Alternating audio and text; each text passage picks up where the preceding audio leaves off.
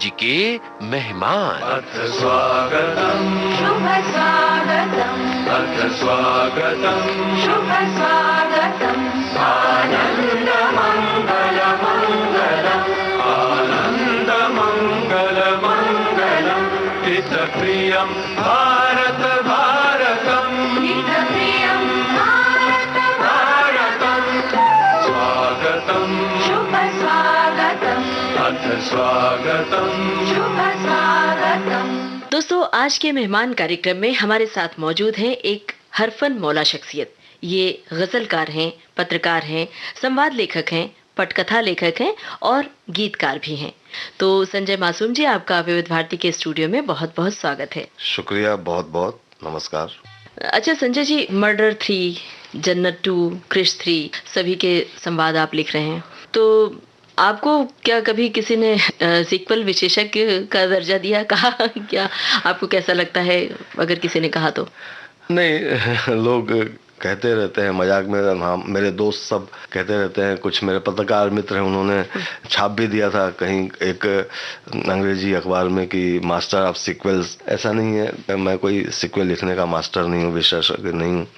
बस इत्तेफाक कह सकते हैं कि मैं जो फिल्में कर रहा हूँ वो उनके साथ 2-3 लगा हुआ है जी। तो और एक फिल्म कामयाब हुई तो दूसरी का ऑफर। हाँ, तो ये सिर्फ इत्तेफाक है, अदरवाइज विशेषज्ञता तो मेरी किसी चीज में नहीं है। बस कोशिश करता हूँ ईमानदारी से मैं हर काम करने की। अच्छा, तो ये फिल्में ऑलरेडी काफी हिट हैं, तो कितनी मुश्किलें आती हैं हिट फिल्मों के, आपके शब्दों में श्रृंखला हम कहेंगे, सीक्वल नहीं कहेंगे, कितना मुश्किल होता है, कितना चुनौतीपूर्ण होता है? देखिए, चुनौती तो बिल्कुल होती है 100%। सबसे पहली बात तो होती है कि हिट फिल्म लिखने की चुनौती, हाँ। जो सबसे बड़ी चुनौती है जी। एक फिल्म को हिट करने के लिए ऐसा नहीं कि सिर्फ संवाद अपनी भूमिका निभाते हो, पूरी टीम का काम होता है। जाहिर सी बात है, संवाद भी उसमें एक रोल अदा करते हैं। बट एज संवाद लेखक आपके सामने चुनौती होती है, और चुनौती ये होती है कि आपने जो लिखा है उससे बेहतर कैसे लिख सकेंगे आप, और कैरेक्टर्स को जो आप संवादों के जरिए एक अलग पहचान देने की कोशिश कर रहे हैं वो कितना दे पाएंगे जी जी। तो ये कोशिश होती है मेरी। बट फिर मैं ये सोचता हूँ कि मैं फिर फिल्म के सब्जेक्ट पे कंसंट्रेट करता हूँ जी जी। फिर मैं ये नहीं सोचता कि इसके पहले मैंने कौन सी फिल्म हिट लिखी थी और कौन सी फिल्म लिखी थी। और बस मैं जैसे जन्नत 2 मेरे सामने आई तो मैंने ये नहीं सोचा कि जन्नत इसके पहले लिखी थी मैंने, तो उससे बेटर लिखनी है। मैंने कैरेक्टर्स देखे, मैंने कैरेक्टर्स को पढ़ने की कोशिश की और उनके हिसाब से डायलॉग लिखे जी। एक गाना सुन ले पहले, कौन सा गाना बताइए? जन्नत का एक गाना सुन लेते हैं। जन्नत का कौन सा गाना? जरा सी दिल में दे जगह, तो एक कमाल का गाना है उसका जी।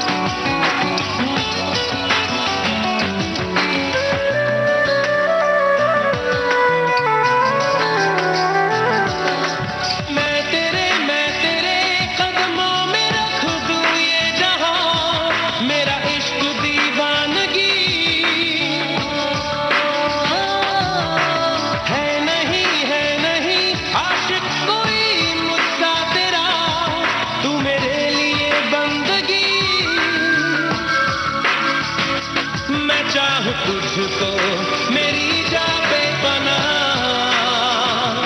फिदा हूँ तुझ पे मेरी जा बेपनाह।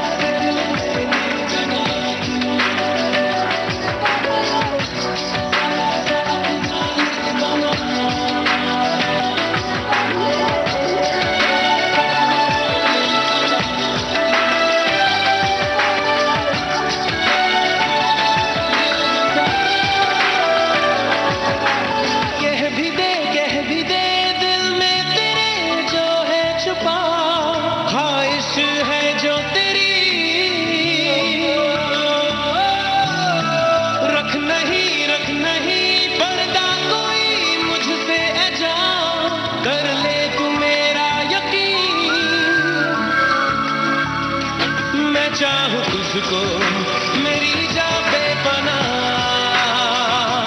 फिदा हूं तुझ पे मेरी जा बेपनाह।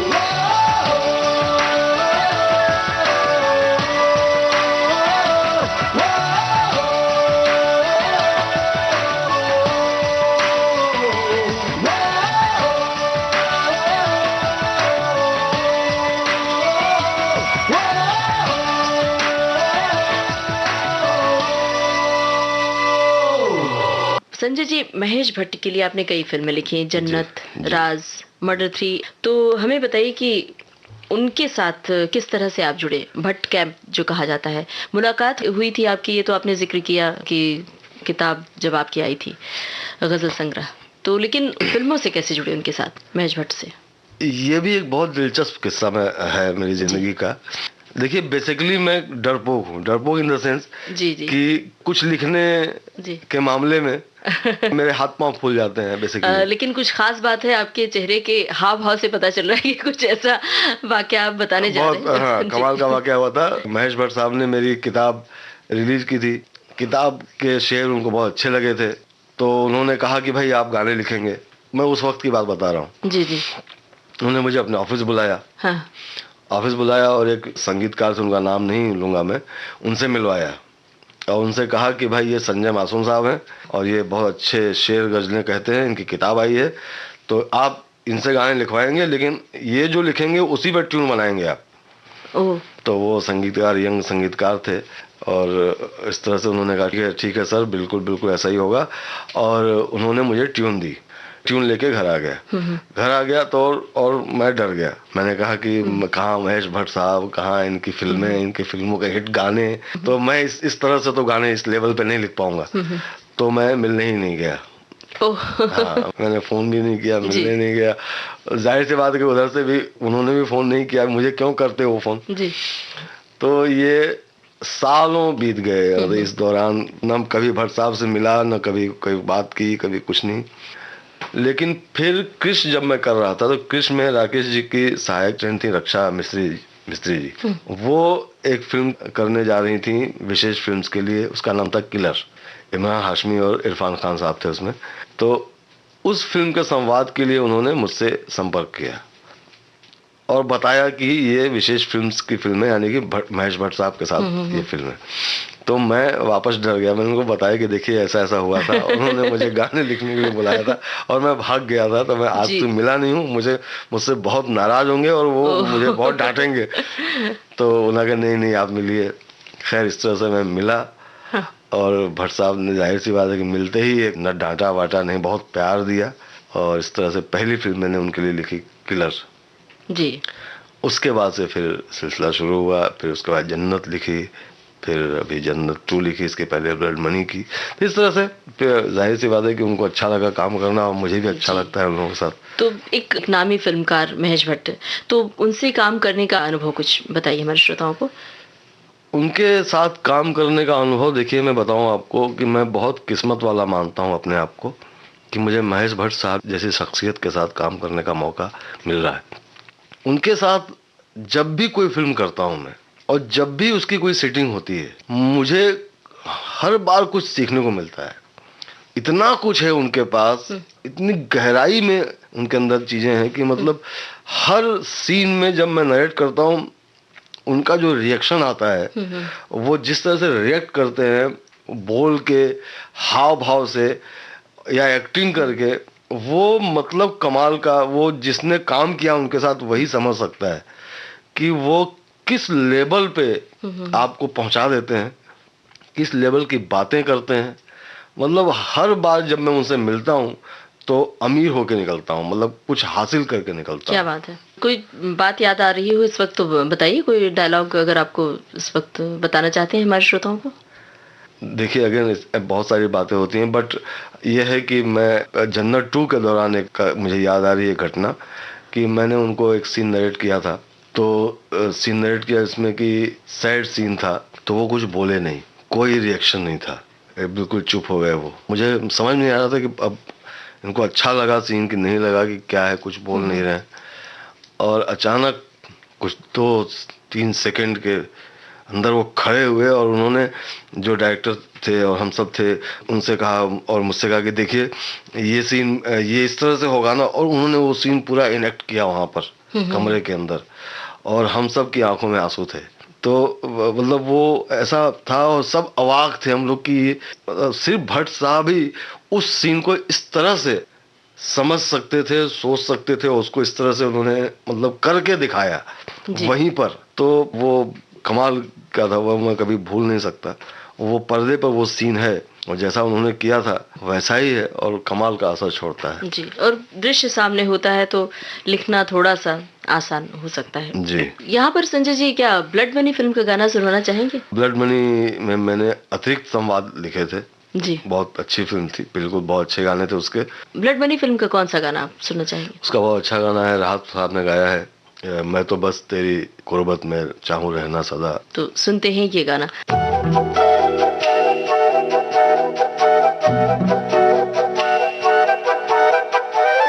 मैं तो बस तेरी चाहत में चाहूं रहना सदा, मैं तो बस तेरी कुर्बत में चाहूं रहना सदा। साया भी तेरा मैं होने ना दूं जुदा, मैंने तय कर लिया।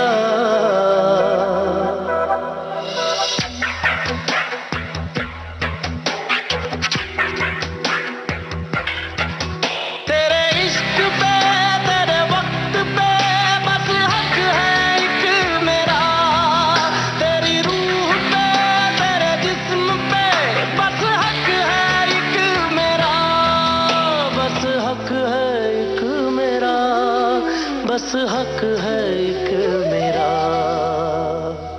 मैं तो बस तेरी चाहत में चाहूं रहना सदा,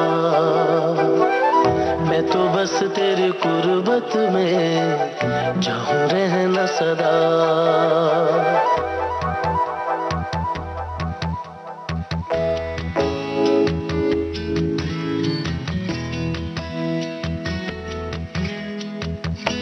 यादों में तुझको रखूं, बातें भी तेरी करूं, इतना दीवाना हूँ तेरा। ओ, रातों में जागा करूं, दिन भर भटकता रहूं, मैं तो यहाँ से बस वहाँ।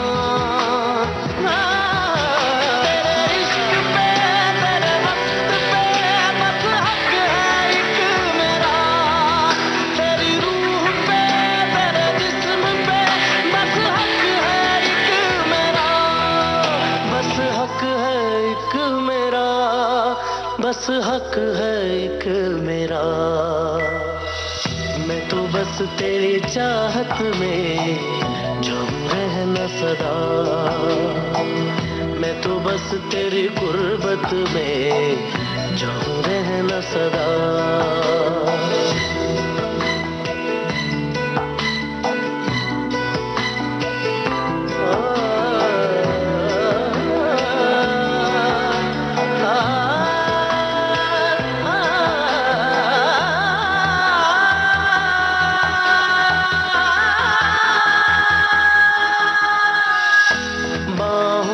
तुझको रखूं, धड़कन मैं तेरी सुनूं, आ इतना नजदीक आ जरा, जिसमें दुआएं रहे हरदम वफाएं रहे, दूं तुझको ऐसा एक जहां।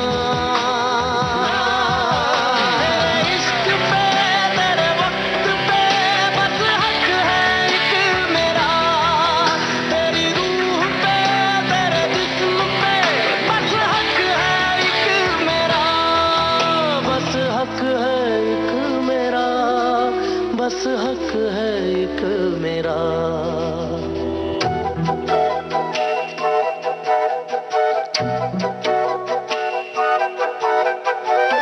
मैं तो बस तेरी चाहत में जाऊं रहना सदा, मैं तो बस तेरी गुर्बत में जाऊं रहना सदा। साया भी तेरा मैं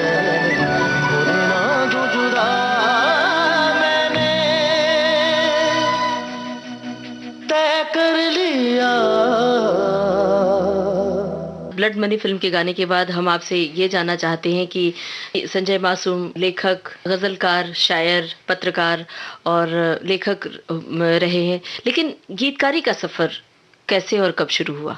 देखिए, जिस तरह से मैं मानता हूँ कि मुझे संवाद लेखक बनाने का श्रेय सनी देओल साहब को जाता है, उनके डायरेक्टर पदम कुमार साहब को जाता है, उनके लेखक उस समय स्क्रीन पे लेखक थे सुतानु गुप्ता, उनको जाता है। उस तरह से गीतकार बनाने का मुझे पूरा का पूरा श्रेय जाता है महेश भट्ट साहब। और देखिए, यही बात है कि उनके जहन में शायद ये बात रही हो कि इस आदमी को मैंने गाने लिखने को कहा था और ये भाग गया था, आया नहीं था, तो इसका जिक्र उन्होंने इतने साल तक किया नहीं। अभी जन्नत 2 के दौरान जब मैं एक दिन उनको मैंने सेकेंड हाफ के डायलॉग सुनाए और बहुत अच्छे लगे उनको और सब कुछ हो गया। उसके बाद हम खाना खा रहे थे, सब लोग बैठे हुए, और अचानक उन्होंने कहा कि संजय जी, आपसे मेरी मुलाकात तो एज शायर हुई थी, सबसे पहले आपकी किताब मैंने रिलीज की थी, तो आप गाने क्यों नहीं लिखते? तो जाहिर सी बात है कि मैं क्या जवाब देता। मैंने कहा, भट्ट साहब, कोशिश नहीं की, और संवाद लेखन की दुकान चल रही है तो क्यों मैं इधर उधर करूं कोशिश। वैसे मेरी कुछ गज़लें लोगों ने गाई है, एक गज़ल जगजीत साहब ने गाई है, तो लेकिन मैंने ऐसे कोशिश नहीं की गीत लिखने की। तो उन्होंने कहा, अरे बिल्कुल, आप जन्नत 2 के गाने भी लिखिए। और तुरंत उन्होंने निर्देशक हमारे कुणाल देशमुख साहब जो थे उनको बुलाया और कहा कि भाई गाने लिखेंगे संजय साहब, तो आप प्रीतम से बोलिए कि जो अभी धुन बनाए वो इनको भेजें। जी जी। तो जाहिर सी बात है कि अगेन मैंने कहा कि भट्ट साहब जाने दीजिए, कहाँ मैं अभी गाने लिखूंगा। बोला, नहीं नहीं, बिल्कुल आप डरिए मत, मैं हूं ना आपके साथ, क्यों नहीं, आप लिख सकते हैं, आप बहुत अच्छे राइटर हैं। और ये करके उन्होंने फिलहाल तो इस तरह से किया और मेरे पास धुन आ भी गई। अब धुन आ गई तो वो भी लिखना ही था, तो इस तरह से लिखा उसमें, और फाइनली 2 गाने लिखे जन्नत 2 में जो लोगों ने पसंद किए। तो इस तरह से गीत लिखने का सिलसिला शुरू हुआ है अभी जी, और देखते हैं कहाँ तक पहुँचता है। तो हम उम्मीद करते हैं आगे भी आपके गाने सुनने को मिलेंगे। फिलहाल जन्नत 2 का कौन सा गाना सुनवाया जाए आपकी ओर से? जन्नत 2 का जो मेरा पहला गाना है, जो जाहिर है कि पहली जो रचना होती है आपको ज्यादा पसंद होती है, अजीज होती है। तो जी, तो मैं चाहूंगा कि जो फिल्म में भी पहला गाना है कि यूं तेरा मुस्कुराना और आके चले जाना, वो सुनेंगे। सुनते हैं ये गाना।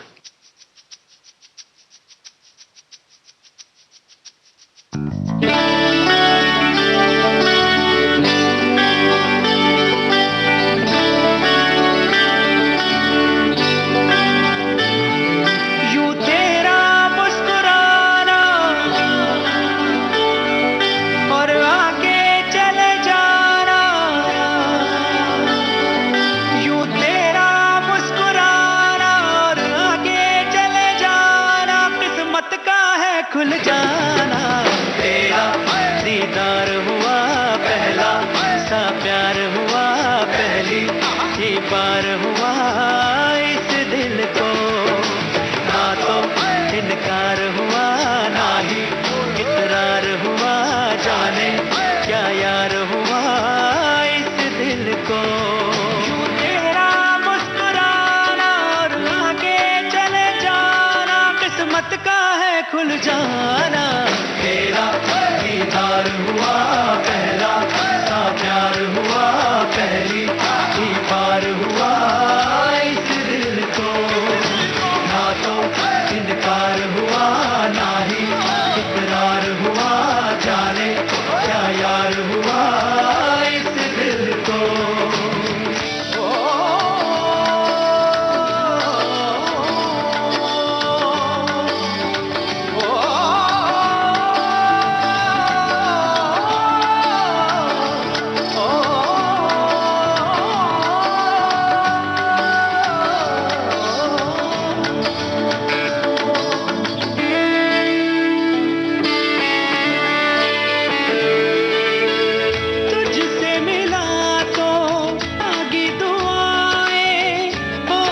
नजर ने सजदा किया, जन्नत ज़मीं पे आई उतर के, खुशियों ने जैसे चुन सा लिया। ओ तुझसे मिला तो जागी दुआएं, और नजर ने सजदा किया, जन्नत ज़मीं पे आई उतर के, खुशियों ने जैसे चुन सा लिया। हर मंजर दिल नशी है, तू ही तू हर कहीं है, हाँ तेरी ये अदाएं तो है सारी कातिलाना, तेरा दीदार हुआ पहला सा प्यार हुआ, पहली ही बार हुआ इस दिल को, ना तो इनकार हुआ ना ही इकरार हुआ, जाने क्या यार हुआ इस दिल को।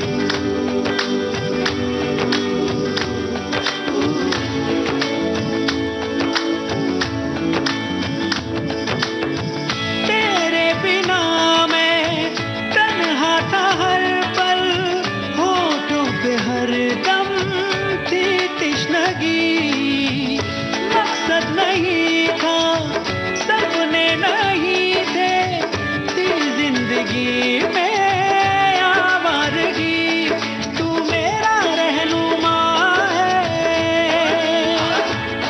मंजिल है रास्ता है,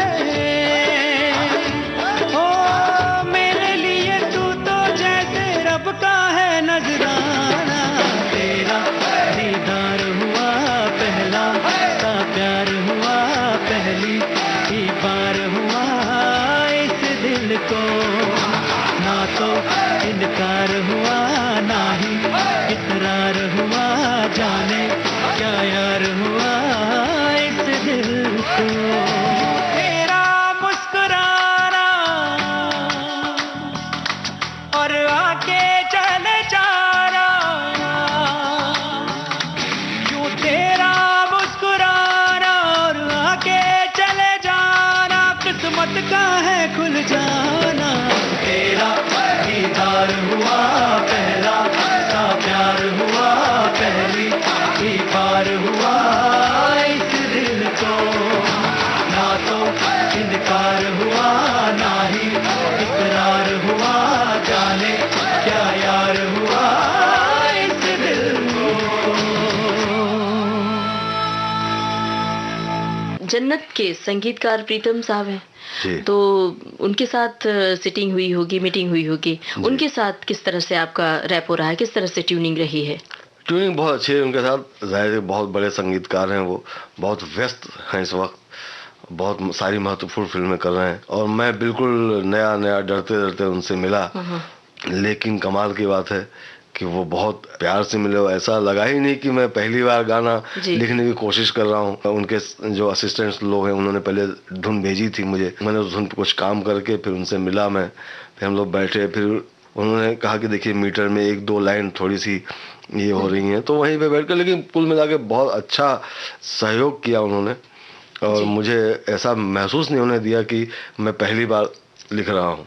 जी जी, और काफी सहज और सरल हैं प्रीतम साहब। बहुत उनसे मुलाकात के दौरान लगता नहीं कि इतने बड़े संगीतकार के साथ हम बैठे बात करें। संयोग ऐसा है, मेरा अपना अनुभव रहा है कि उनके साथ जिन गीतकारों ने गाने लिखे, उनके कई गीतकारों के साथ हमने बातचीत की तो सबने उनकी तारीफ की। नहीं, वो तारीफ के काबिल हैं, इसलिए सब तारीफ की। लेखकों के साथ अक्सर ऐसा होता है संजय जी, जैसे कि अचानक कलम ठप हो जाती है, सूझता नहीं कि क्या करें, अब क्या लिखें। कभी ऐसा आपके साथ भी हुआ है उस वक्त जबकि आपके लिखने की बाध्यता हो कि आपको लिख के देना है, तो क्या करते हैं आप ऐसे में? हाँ बिल्कुल, ऐसा हुआ मेरे साथ और होता है। कभी कभी ऐसा लगता है कि अंदर से खाली हो चुके हैं आप, जहन में कुछ आता नहीं है, तो उस वक्त मेरी कोशिश ये होती है कि मैं कुछ वक्त के लिए सोचना ही बंद कर देता हूँ। हाँ, कि मतलब लिखना ही नहीं, तो फिर मैं पढ़ना शुरू करता हूँ, फिल्में देखना शुरू करता हूँ, और जो मेरे बाकी शौक है, जैसे मुझे प्लांट्स का बहुत शौक है, तो मुझे घूमने का बहुत शौक है, तो मैं इन सब चीज़ों में इन्वॉल्व हो जाता हूँ, और मैं सोचता ही नहीं हूँ कि हाँ अभी लिखना ही नहीं है। जो मेरे प्रोड्यूसर होते हैं, जो मेरे डायरेक्टर होते हैं, उनको मैं बोल देता हूँ कि भाई देखिए ऐसा है कि अभी मुझे 1 हफ्ता जो है आप छोड़ दीजिए, तो वो मानते हैं, और इस तरह से मुझे फिर जब मैं वापस लिखना शुरू करता हूँ तो लगता है कि लिख पा रहा हूँ। तो फिर उसके बाद अपने को फिर से लिखने की दुनिया में लाखड़ा कर लेते हैं। जी। अच्छा, आपकी एक महत्वपूर्ण फिल्म थी 23 मार्च 1931 शहीद, जो भगत सिंह के जीवन पर आधारित थी, और उन दिनों इस विषय पर कई फिल्में बन रही थी। ऐसे में कितना कठिन था इस विषय पर लिखना और कितना चैलेंजिंग था? हर फिल्म बहुत कठिन होती है, हर फिल्म चैलेंजिंग होती है, लेकिन जाहिर सी बात है कि ये फिल्म तो वाकई नींदें उड़ चुकी थी, मुश्किल थी उस दौरान। तो किस तरह की कितनी तैयारी आपको करनी पड़ी, पढ़ना पड़ा? तैयारी बिल्कुल, वक्त बहुत कम था, और अब मैं उसमें नहीं जाऊंगा कि क्यों अचानक एक वक्त में इतनी सारी फिल्में इतने महान लोगों ने बनानी शुरू की, और क्यों, ये सब तो वो लोग जाने जो बना रहे थे। बट मैं एज संवाद लेखक के तौर पर, जब मुझसे सनी देओल साहब ने कहा कि ये करनी है फिल्म और वक्त हमारे पास नहीं है, तो जाहिर सी बात है कि थोड़ी सी एक चिंता होती है, क्योंकि आप इतिहास के साथ तो खिलवाड़ कर नहीं सकते, इतिहास आप बदल नहीं सकते। जो बोला गया है, जो कहा गया है, जो हुआ है वो हुआ है, और उसको आपको रिक्रिएट करना है। तो बहुत सारी दिक्कतें थी, बहुत बड़ा चैलेंज था, वक्त नहीं था, लेकिन फिर वही है कि खुद को समेट कर, खुद को तैयार करके, और ये हुआ कि जब करना है तो करना है, जब कोई दूसरा विकल्प नहीं है तो ठीक है करेंगे। फिर दिन रात लगे, जितना पढ़ सकते थे उतना पढ़ा, जितना जान सकते थे उतना जानने की कोशिश की, और इस तरह से एक फिल्म लिखी, फिल्म बनी। और मुझे लगता है कि वो आज भी, अगर उस वक्त ऐसा माहौल नहीं तैयार हुआ होता कि इतनी सारी फिल्में नहीं बन रही होती, तो मुझे लगता है कि वो फिल्म बहुत अच्छी फिल्म बनी थी और बहुत पसंद की जाती। आज भी जब टीवी में आती है वो, तो मेरे पास इतने फोन आते हैं। फाइनली मतलब हमको बहुत संतुष्टि मिली वो फिल्म लिखकर। उसी फिल्म का कोई गाना सुनाना चाहेंगे? बिल्कुल, उस फिल्म का कोई भी गाना सुना दीजिए जो आप चाहें, सारे गाने बहुत अच्छे हैं। जी, ये सुनते हैं देशभक्ति से जुड़ा हुआ ये गाना। ओ की करी जाना है, क्यों मरी जाना है, की करी जाना है, ओ क्यों मरी जाना है, ओए की करी जाना है, क्यों मरी जाना है। ऐसे ना बुजुर्गों की इज्जतें उछालो, पगड़ी संभाल जजा, पगड़ी संभालो, पगड़ी संभाल जटा पगड़ी संभालो की करी जाना है क्यों मरी जाना है ऐसे ना बुजुर्गों की इज्जतें उछालो पगड़ी संभाल जटा पगड़ी संभालो पगड़ी संभाल जटा पगड़ी संभालो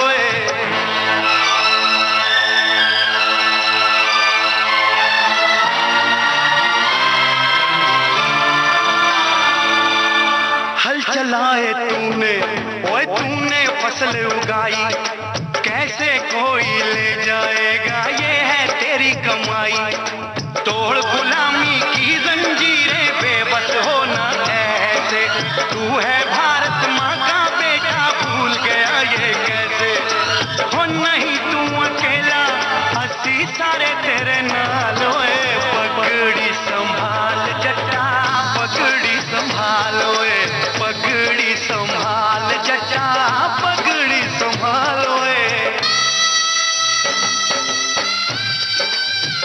संजय जी, पहले की फिल्मों के संवाद लोगों की जबान पर चढ़ जाते थे, जैसे शोले है, दीवार है, पाकीज़ा, वक्त वगैरह वगैरह। डायलॉग लोग आज भी उन फिल्मों के बोलते हैं जब मौका पड़ता है, जैसे कि जिनके दीवारें कांच की होती हैं वो दूसरों के घरों पे पत्थर नहीं फेंका करते, या माँ वाला डायलॉग या जो भी। पर आज के जो संवाद होते हैं वो लोगों को याद नहीं होते हैं, इसकी क्या वजह है? बतौर एक लेखक बताइए आप। देखिए, ऐसा है ममता जी कि सिनेमा और उसके चरित्र और उनकी भाषा और वक्त के साथ बदलते हैं।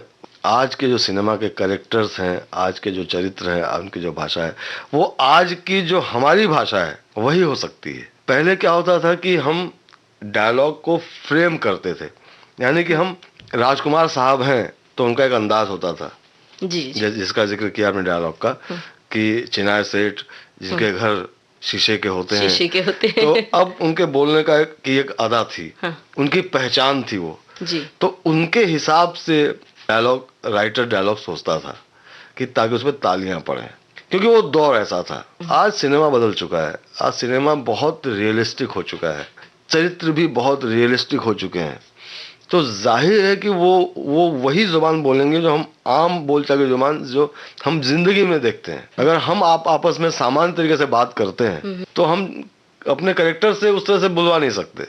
इसीलिए जो मेरा मानना है कि आज डायलॉग राइटिंग थोड़ी ज्यादा मुश्किल हो गई है, क्योंकि आज आपको आम बोलचाल की भाषा में बात करते हुए भी कुछ बात कहनी है। हमसे कहा जाता है कि नहीं संजय जी डायलॉग नहीं लगना चाहिए, बातचीत लगनी चाहिए। हाँ, तो आज डायलॉग राइटर से कहा जाता है कि वो डायलॉग नहीं लिखना है आपको, यानी कि बात लिखनी है जी। तो बात वो लिखनी है। इसलिए कहना चाहूंगा कि वक्त के साथ सिनेमा बदला है तो जुबान बदली है, तो इसलिए आज शायद ये कह सकते हैं आपकी याद नहीं रहती हो लोगों को, लेकिन अच्छे डायलॉग आज भी आप सिनेमा देखते हुए महसूस करेंगे, आपको दिल तक बात पहुंचेगी और लगेगी। पहले था अदायगी भी अलग थी, संवाद अदायगी, अब जितनी सहजता है उतनी सहजता उस दौर में नहीं थी। तो संवादों की भाषा और वाक्य रचना आप कैसे तय करते हैं? क्योंकि आपने जिक्र किया कि पहले मुश्किल ज्यादा है, तो इसकी प्रेरणा आपको कहाँ से मिलती है और कैसे आप तय करते हैं कि किस तरह की भाषा होनी चाहिए? कैरेक्टर जैसा होता है, चरित्र जैसा होता है, वो तय करता है कि उसे क्या बोलना है और कैसे बोलना है। जी जी। हम नहीं तय करते हैं। जैसे जन्नत 2 में जब मैं लिखना शुरू किया मैंने, तो जन्नत 2 में मेरे सामने कैरेक्टर था कि वो दिल्ली की गलियों में पला बड़ा एक लड़का है जो छोटे मोटे धंधे करता है। तो अब जब उसके लिए डायलॉग लिखना था मुझे, तो जाहिर सी बात है कि मैं वही लिखूंगा जो दिल्ली की गलियों में पला बड़ा एक लड़का बोल सकता है। कैरेक्टर ने तय किया कि मुझे उसको क्या बोलना है, मैंने सिर्फ उसको फॉलो किया। तो यानी कि हर कैरेक्टर के हिसाब से आप तय करते हैं कि उसे क्या लैंग्वेज देनी है, क्या स्टाइल देनी है, क्या शब्द बोलेगा वो जी। तो उस पर थोड़ी हम मेहनत करते हैं। उसमें फिर ये कोशिश करते हैं कि ये थोड़ा सा एक दिलचस्प बातें बोले, दिलचस्प चरित्र बन के सामने आए। बाकी डिसाइड तो कैरेक्टर करता है कि उसे क्या बोलना है, प्रेरणा वो खुद देता है हमें। तो ये संवाद लिखने की बात थी, और इस समय हमें लगता है कि एक गाना सुनना जरूरी है। कौन सा गाना सुना है बताइए? मुझे काइट्स का एक गाना बहुत अच्छा लगता है, इंतजार कब तक हम करेंगे भला।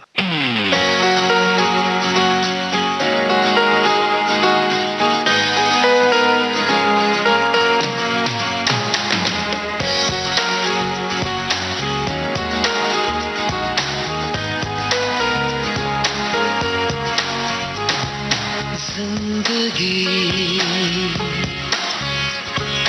दो पल की जिंदगी दो पल की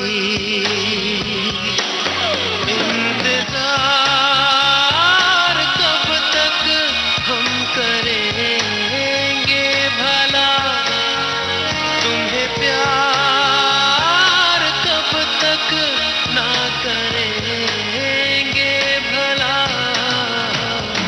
जिंदगी दो पल की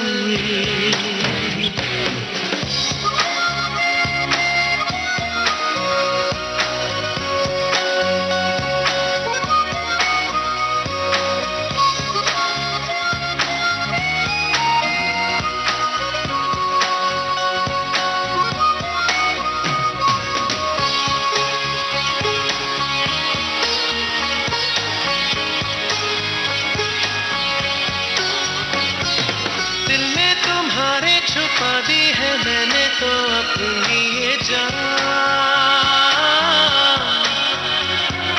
अब तुम ही इसको संभालो हमें अपना होश कहाँ बेखुदी दो पल की जिंदगी दो पल की इंतजार कब तक हम करेंगे भला तुम्हें प्यार कब तक ना करेंगे भला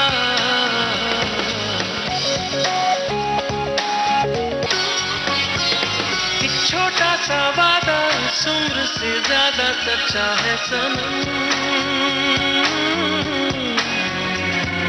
हर मोड़ पर साथ इसलिए रहते हैं अब दोनों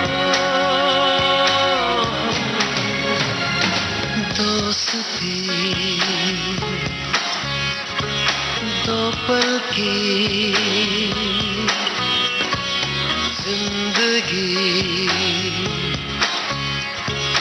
दो पल की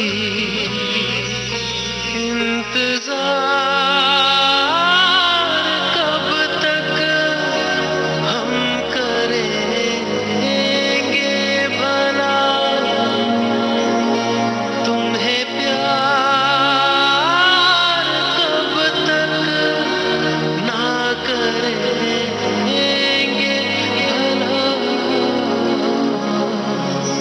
जिंदगी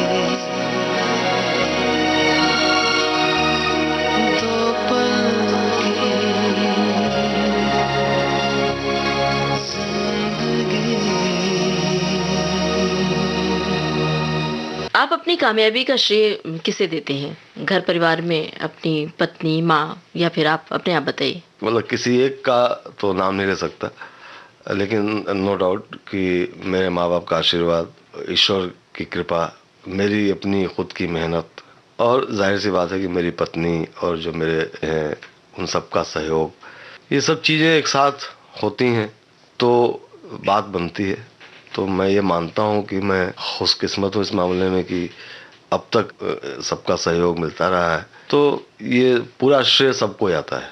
उसमें मैं मतलब किसी एक का तो नाम नहीं ले सकता, बट मेहनत बहुत की है मैंने, ये मैं जानता हूँ और हमेशा मैं मानता रहा हूँ कि मेहनत किए बिना कुछ नहीं हो सकता है। सही बात। तो वो है, और एक सिद्धांत मेरा और है कि मैं अच्छा लिखता हूँ या बुरा लिखता हूँ ये मुझे नहीं मालूम है, लेकिन मैं कोशिश जो भी करता हूँ पूरी ईमानदारी से करता हूँ। जितनी भी प्रतिभा मेरे अंदर है वो उसको मैं पूरी तरह से उसका इस्तेमाल करने की कोशिश करता हूँ। जी, और ये कामयाबी की पहली सीढ़ी है शायद ये। हमें बताइए, जिक्र हमने किया है माँ और पत्नी का, तो जाहिर सी बात है एक शायर हैं तो पहले माँ के लिए कुछ लिखा होगा, बाद में पत्नी के लिए भी लिखा होगा, उसके बाद बच्चों के लिए भी। तो हमें कोई शेर सुनाइए अपनी माँ के लिए और अपनी पत्नी के लिए। देखिए इस तरह से तो नहीं याद आ रहा है। मुझे याद नहीं आ रहा है कि मैंने माँ के लिए या पत्नी के लिए या बच्चों के लिए कोई शेर कहा होगा, क्योंकि शायद जैसा मैंने बहुत पहले कहा कि मेरी शायरी उस तरह से शुरू नहीं हुई थी कि मैं किसी के, लेकिन जाहिर सी बात है कि आप जो भी कहते हैं, जो भी लिखते हैं, उनमें कहीं ना कहीं सब चीज़ें आती हैं। इस तरह से बिल्कुल मैं डिसाइड ये करके कि हाँ मैंने माँ के लिए लिखा है या पत्नी के लिए लिखा है, ये तो मैं नहीं कह सकता।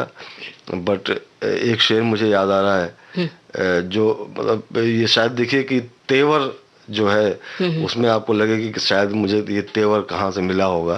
तो हाँ, तो ये था कि बादल छट जाएंगे सूरज फिर से घर घर लौटेगा, बादल छट जाएंगे सूरज फिर से घर घर लौटेगा, वो खाली वार नहीं जाएगा मेरा पत्थर लौटेगा।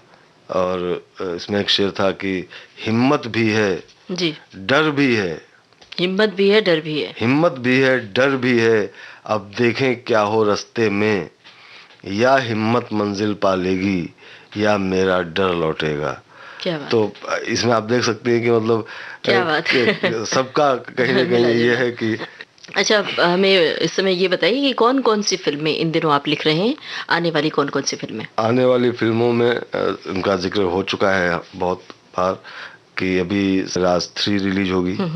उसके बाद मैं कृष्णा हूँ एक फिल्म है जो बहुत दिलचस्प फिल्म है, बच्चे बहुत पसंद करेंगे उसको।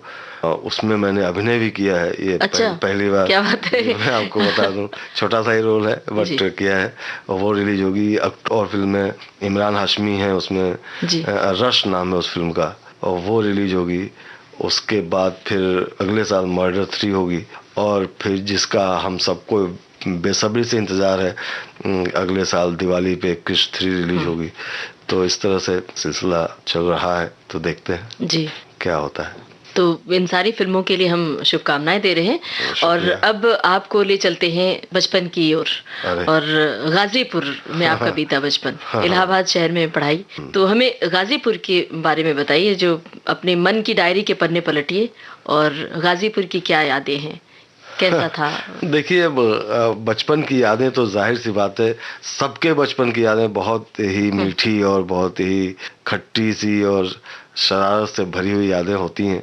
तो जाहिर सी बात है मेरा बचपन भी उसी तरह की यादों से जुड़ा हुआ है, और वैसी ही यादें हैं। शरारती था, और हम सिर्फ 2 भाई थे, और माँ को बहुत परेशान करते थे जी। ये सब चीजें तो हालांकि आपको देख के इस वक्त नहीं लग रहा है कि आप बचपन में शरारती रहे होंगे और अपने माता पिता को परेशान करते। मैं आज भी बहुत शरारती हूँ, तो उसमें वो नहीं है, बट बहुत अच्छी यादें हैं।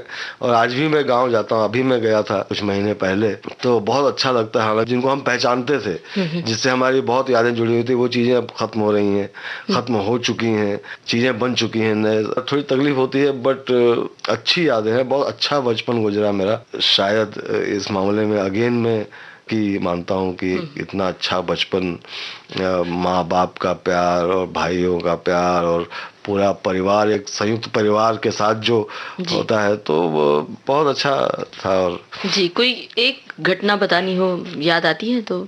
घटनाएं तो अगेन देखिए जिंदगी में इतनी सारी होती हैं, और बचपन की घटनाएं तो ऐसी होती हैं कि आप मतलब याद ही करते रह जाएं। जी बिल्कुल। तो इस तरह से कोई एक घटना मुझे बताना इस वक्त थोड़ा मुश्किल लग रहा है, बट घटनाएं थी, ये मैं कह सकता हूँ। जी चलिए, गाना तो याद होगा पक्का, जो आप गाजीपुर की गलियों में, गाँव के चौबारों में आप घूमते हुए गाते गुनगुनाते रहेंगे। तो वो गाना बताइए, कौन सा गाना गाया करते थे, दोस्तों से सुना करते थे?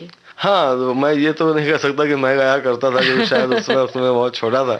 लेकिन उन दिनों हवाओं में एक गाना तैरा करता था जो मुझे बहुत अच्छा लगता था, आज भी बहुत अच्छा लगता है। तो वो गाना ज़हन में अब तक है, और महन कपूर साहब की आवाज़ थी, और हमराज फिल्म थी, उसमें गाना था कि तुम अगर साथ देने का वादा करो, हमराज फिल्म का। हाँ, तो ये गाना सुनते हैं।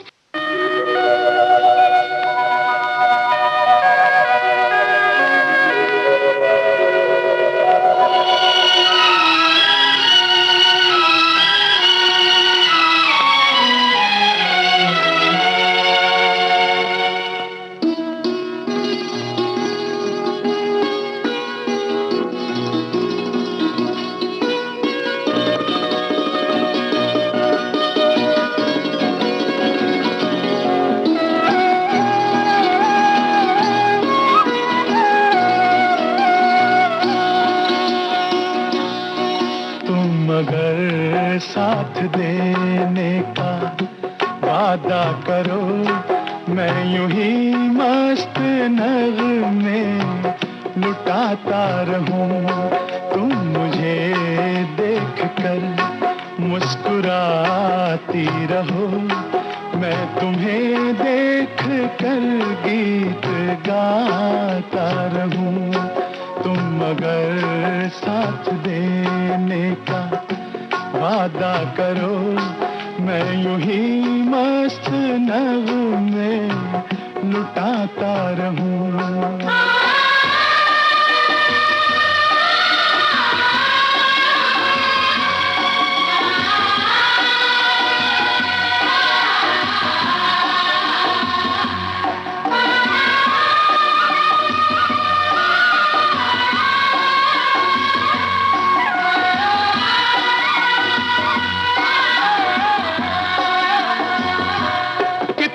जलवे फिजाओं में बिखरे, मगर मैंने अब तक किसी को पुकारा नहीं।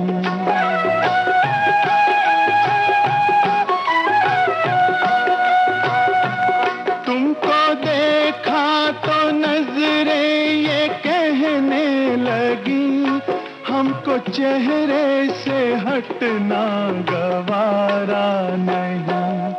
तुम मगर मेरी नजरों के आगे रहो, मैं हर एक शय से नजरें चुराता रहूं।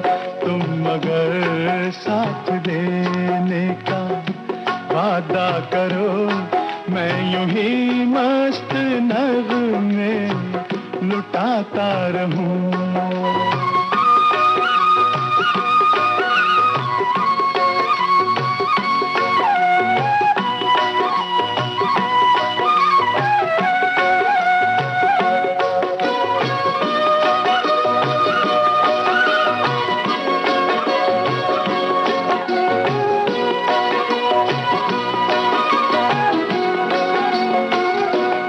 जब तलक कोई रंगी सहारा न हो, वक्त का फिर जवानी का कटता नहीं।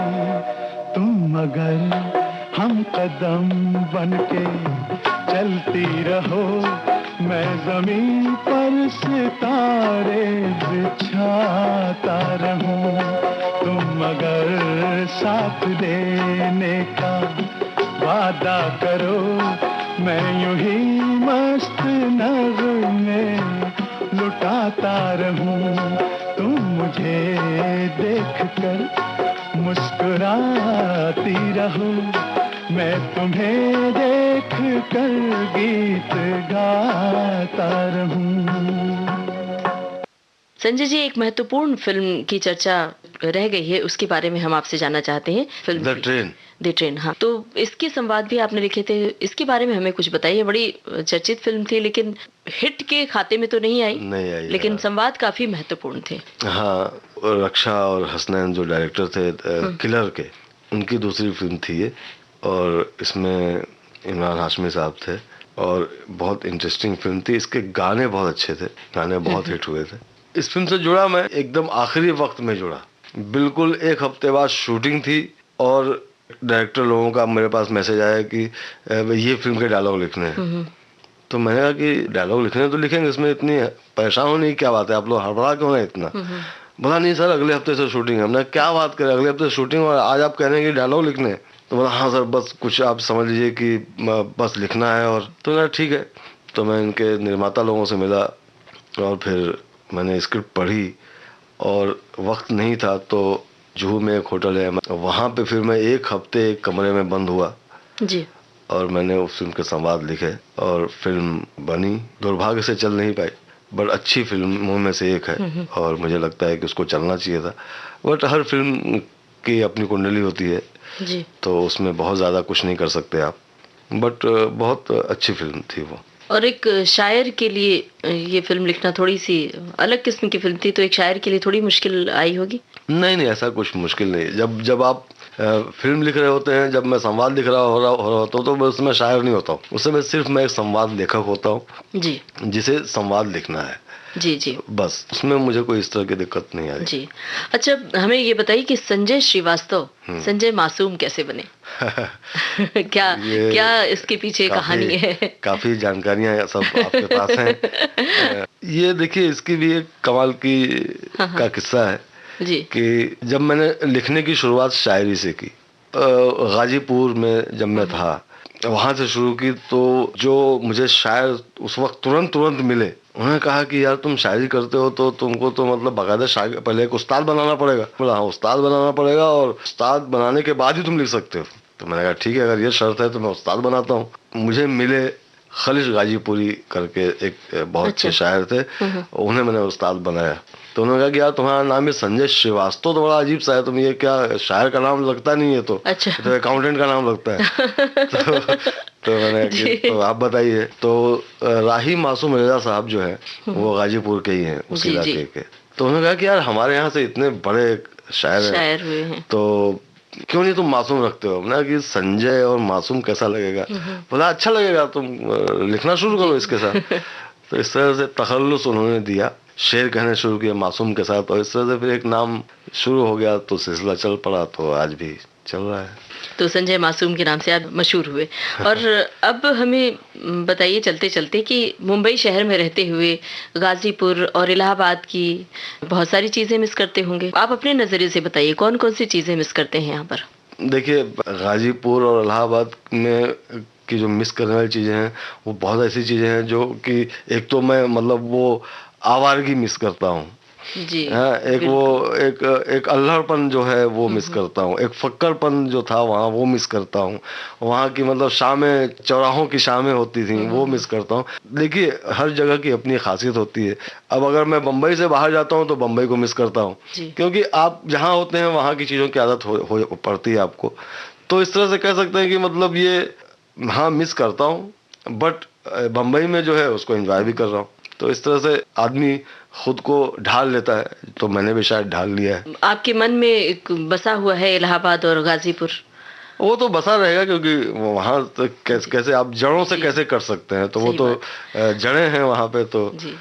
और उन जड़ों को भूलना भी नहीं चाहिए इंसान को। नहीं, बिल्कुल क्यों भूलना चाहिए।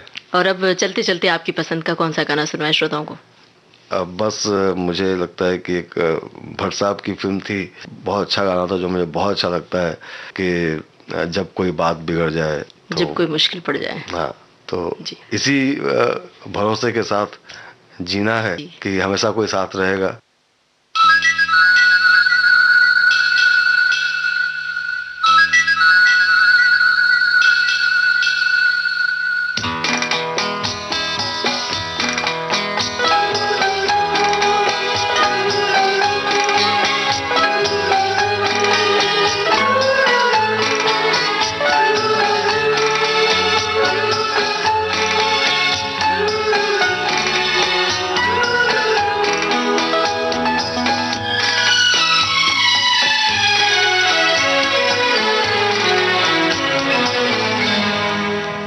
कोई बात बिगड़ जाए, जब कोई मुश्किल पड़ जाए, तुम देना साथ मेरा ओ हमनवा। जब कोई बात बिगड़ जाए, जब कोई मुश्किल पड़ जाए, तुम देना साथ मेरा ओ हमनवा। न कोई है न कोई था जिंदगी में तुम्हारे सिवा, तुम देना साथ मेरा ओ हमनवा। तुम देना साथ मेरा ओ हमनवा।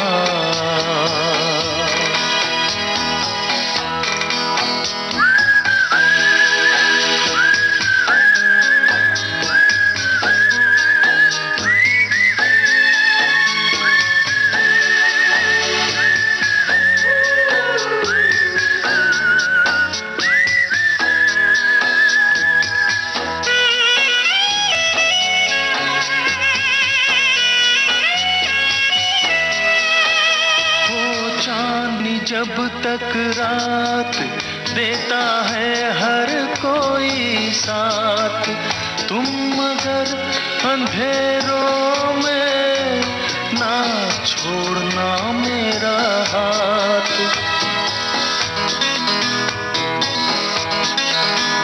हो चांदनी जब तक रात देता है हर कोई साथ, तुम मगर अंधेरों में ना छोड़ना मेरा हाथ। जब कोई बात बिगड़ जाए, जब कोई मुश्किल पड़ जाए, तुम देना साथ मेरा ओ हमनवा। न कोई है न कोई था जिंदगी में तुम्हारे सिवा, तुम देना साथ मेरा ओ हमनवा। अब अंत में एक चीज हमें बताइए कि आपके परिवार में फिल्मी दुनिया से क्या कोई जुड़ा हुआ है, या आप सबको इस फिल्मी दुनिया से अलग रखना चाहते हैं? नहीं, अभी तक तो कोई जुड़ा हुआ नहीं है और आसार भी नहीं है, क्योंकि मेरे बच्चों में फिल्मों को लेकर कोई दिलचस्पी नहीं है। मेरी बड़ी बेटी पत्रकारिता में है, हालांकि फिल्म पत्रकारिता में है, तो एक तरह से फिल्मों से वो जुड़ी है। बट मेरे बाकी बच्चे, मेरी दूसरी बेटी वो MBA की तैयारी कर रही है, मेरा बेटा BCom कर रहा है और थोड़ा उसका म्यूजिक में इंटरेस्ट है, बट मुझे नहीं लगता कि फिल्मों से किसी को बहुत इंटरेस्ट है, तो जी। फिल्मों से कोई जुड़ेगा मेरे उसमें ऐसा नहीं नजर आ रहा है। तो अब कार्यक्रम का समापन शायराना अंदाज से किया जाए, शायराना मिजाज से। अरे बिल्कुल, कोई शायरी? मुझे अपना शेर तो नहीं, एक इस मौके पर एक शेर याद आ रहा है, बहुत अच्छा शेर है। मुसाफिर हैं हम भी, मुसाफिर हो तुम भी, किसी मोड़ पर फिर मुलाकात होगी। क्या बात है। ये क्या बात है। तो संजय मासूम की मुलाकात विविध भारती से होती रहेगी, इसी उम्मीद के साथ संजय जी आपका बहुत बहुत शुक्रिया। शुक्रिया, नमस्कार। आज के मेहमान।